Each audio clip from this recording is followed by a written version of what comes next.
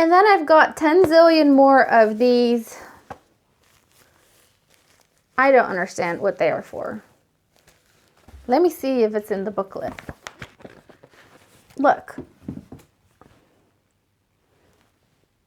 I guess they're expecting a big mess.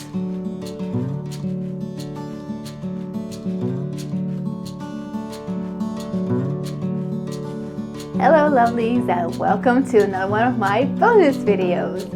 In this video, I want to show you a lot of the items I've got that are related to home birth. Because I know that in a lot of countries, it's not as common to have a home birth as it is in the Netherlands. And I was given a whole list by my postnatal caregiver of what I need to have in my house for a home birth, and I've added tons of stuff as well that you can use whether you have a home birth or you have a birth in hospital, and I thought you would be interested. So let's get into this big box. So first of all, let's start with the bigger item. I've got one of these, and then I've also got another bucket. Those are necessary for cleaning up. The bucket is, I guess, for cleaning up. And then this one is specifically for mama because you can sit in it and you can soak in it, which I have got these really cool herbs for. What do they contain? Well, of course, calendula, marigold, that is very healing. And then it's got roses, that sounds lovely. Lavender, which is calming. Chamomile, jasmine. There are some Epsom salts in there, some Himalaya salts, and there are a couple of other herbs in there. And this is really helpful to heal that area. You can either steam or you can just bathe in it. And what I've got as well, let's see if I can find it. It must be somewhere in the box, but I can't find it right now. So I will put in a little shot of it, and that is Hypericum calendula tincture. So anybody can get this. I like to get it from a pharmacy that sells tinctures, obviously. But Hypericum calendula is amazing for healing. When I was working at a pharmacy, we would work with glass vials, and we would have to succuss the vials. And sometimes the vial would snap, and I would have shards in my skin. And if I would put on the tincture neat, which I would not recommend because there's a lot of alcohol in there and it burns, sometimes the next day the cut would have been healed by 80%. And honestly, cuts on me don't heal very well. So you put a little bit of that in water in a little bath and you soak in it.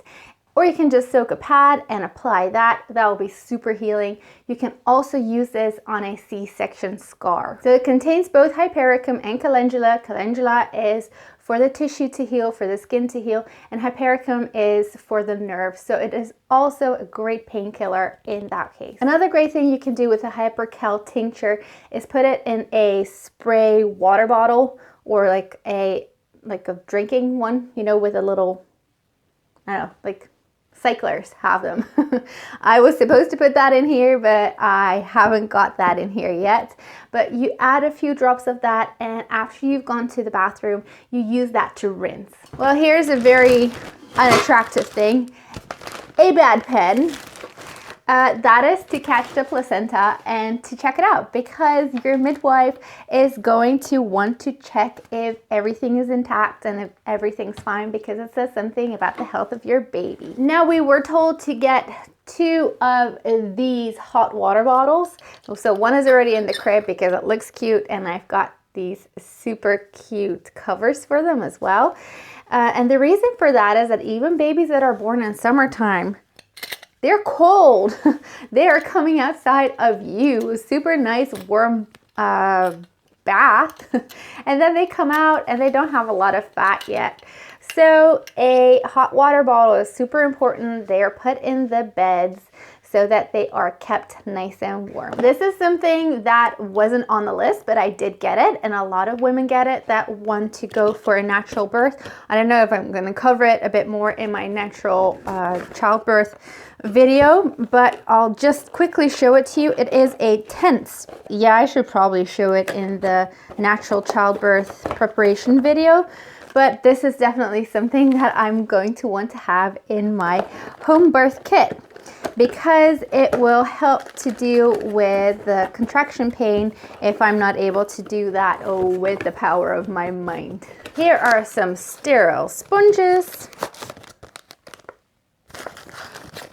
I guess it's for wound healing. Have to do something with that, right? This is something that isn't on the list, but that I have added, and they are teas for breastfeeding. This is fennel. That is great to up your supply. And this is a more luxurious one by Puka. I love Puka. Not sponsored at all.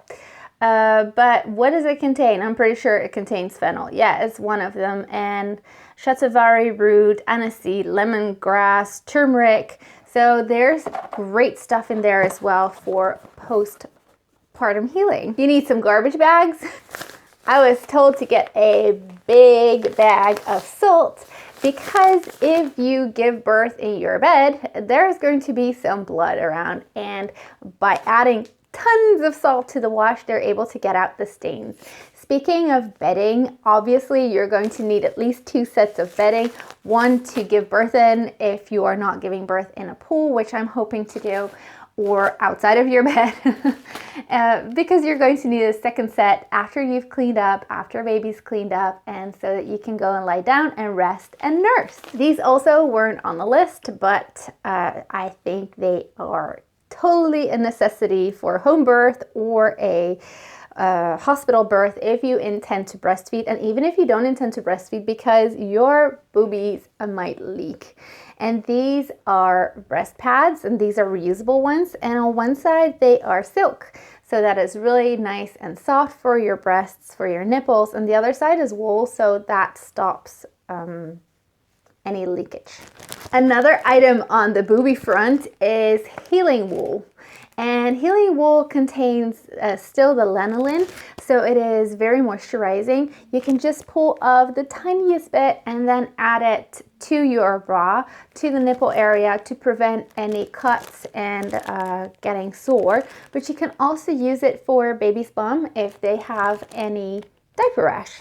Here are 2 things that definitely were on the list, and those are thermometers. You see, I'm just using my Kindara Wink for myself because it is for myself, and this one is for baby, because after birth, if you're not going to be in a hospital where you're going to be monitored constantly, obviously you need somebody to make sure that you are doing fine, that baby's doing fine, that you're not developing any infections and or fevers.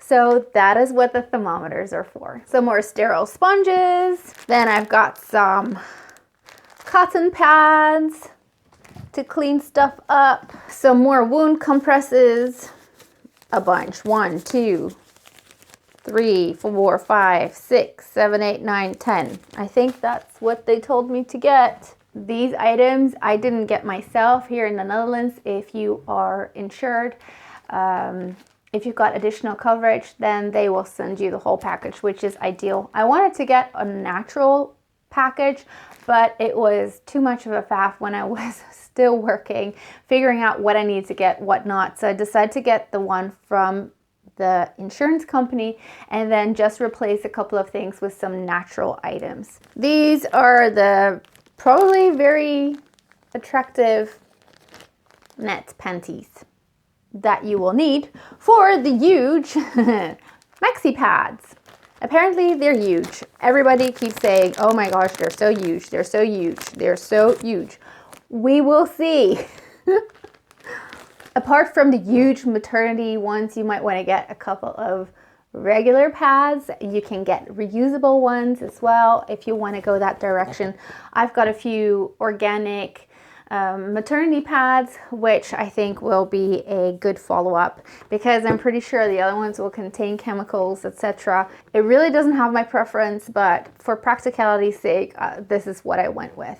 Here's one of the things that Here's another one of the things that I replaced in the insurance kit, and that is the cord clamp. So this is not a cord clamp, this is a cord ring. And this one is actually latex free because I don't seem to respond very well to latex. And if you don't as a mom, then chances are your child will react as well. So this is a latex free one. The midwife or the gynecologist, the doctor, whoever is there to help you with your birth, pulls the cord ring through the tiny hole, and then the larger part is cut off, and it is so much more comfortable for the baby rather than a big plastic clamp thing, which I will insert a clip of as well because that was in the insurance box. And yeah, that is much more comfortable for baby when they're wearing their diaper. We've got some tape to tape stuff. I don't know what they want to tape. Tape. I guess it's useful for anything. You can close your garbage bags. If you need to apply like the wound compresses or something, I'm guessing that's what it's useful for. Oh, actually, I just discovered these are the maxi pads, the maternity pads. I don't think I've actually gone through the box very well myself. I've just cleaned the plastic box and thrown this in. So they have sent me 24 of those. And then these, I guess this is for the beginning because there's only 12 and they're clearly a lot fatter than these. So I guess these are the big ones that a lot of people might get from the hospital as well. And then these are the follow-up ones, but I'll be using my organic ones and then I can donate this. Does anyone else feel a little hypocritical when they donate something like that they don't want to use it? Because if I don't think it's good enough for me because it's got chemicals, why would I give it to somebody else? But then again, I think a lot of people are just going to use it anyway and they're going to need it. So I might as well just give it away instead of chuck it in the bin, which is worse. Anyway, I'm on a rant. Some medical gloves for my midwife. And also for the postpartum caregivers, because they are going to be there at the birth as well. There are going to be a second pair of hands to the midwife. They're going to help clean up. Here is a plastic mattress sheet. Apparently you're supposed to put this on your bed from 37 weeks onwards. Yeah, I'm 37.5. It's not on my bed. I should probably do that because obviously if your water breaks, which is ridiculous, your water doesn't break, it's the membrane that breaks, but whatever. Let's not be a purist here. That should cover your mattress and not ruin it. And there are a couple of more things like that. This is another one that goes on top of it. So this one is more absorbent. The other one is just a plastic cover to prevent it leaking through. And then I've got some aluminium foil. I know some people say aluminum. A lot of Americans have made fun of me saying, why do you say aluminum? It's so European. But again, the aluminum foil, the aluminum foil, whatever, is to keep baby warm, because it's possible that when they are born that they are just so cold, or you never know, something may have happened. They may not have had a lot of oxygen in the last bit. They had the cord around their neck, whatever that is. You're going to need to help them to get their temperature back up, and then this is perfect for that. And I'm assuming that this is also used for the moms, because as a mom you can go into shock. You never know what happens. You could lose a lot of blood. Super simple, practical household item that is used for a medical situation. And then I've got 10 zillion more of these bed protectors, it seems. I don't understand what they are for. Let me see if it's in the booklet. I don't know what they're for. I've got, look. I guess they're expecting a big mess. Of course, they will want some soap as well that kills bacteria. So this is for by the sink, but there's also a quick hand sanitizer with it. We need to keep things as hygienic as possible, right, with a little one, which is also why there is a little bottle of alcohol in the kit that I was given. Now, my insurance company is pretty special as well, because we actually have a Christian insurance company. The cool thing is that they added this really, really neat postpartum journal, and I look forward to having that once baby's here. It's 12 weeks long of devotions and things that you can write in there. So I think that is such a sweet touch. Most of the insurance companies that send out their kits just have the boring stuff, but mine sent this one through. So yeah, that's basically it. I wonder now that I've unpacked everything if it makes any sense, especially because the things that are apparently essentials I wasn't quite able to explain. That's not true. I just didn't know what these were. What on earth are these? All right, lovelies, I hope that you enjoyed that, seeing all these different essentials and the natural alternatives that I have and the little additions that make the postpartum period a little bit more caring for mama. And let me know in the comments, if you are pregnant right now, do you intend to have a home birth or a hospital birth? If you're not pregnant, is a home birth something that you aspire? Or have you had a home birth in the past? I would really love to know. And of course, I will keep you up to date on how things go here. And in the meantime, see you in the next video. Bye!